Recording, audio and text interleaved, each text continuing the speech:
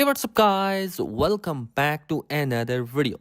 So in today's video, I'm going to be showcasing you how you can take a macro photo on your iPhone 17 Pro Max with the latest iOS 26 update.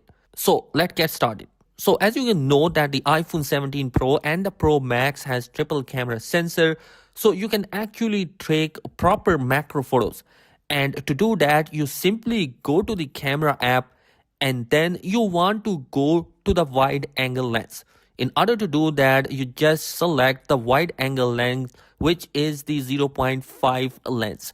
And when you have selected, you can get as close as you want with these lenses. As you can see, I'm getting closer and closer to that particular object, and it still keep on everything in focus. Now, if you are that close, you can take macro photos, and keep in mind that you can only use the macro photos with your wide angle lens. Other lenses are not going to be supported with the macro lens. So guys, this is basically how you can take macro photos on your iPhone 17, 17 Pro Max on your device. I hope this video will be helpful for you. Thanks for watching. Be sure to subscribe. Peace.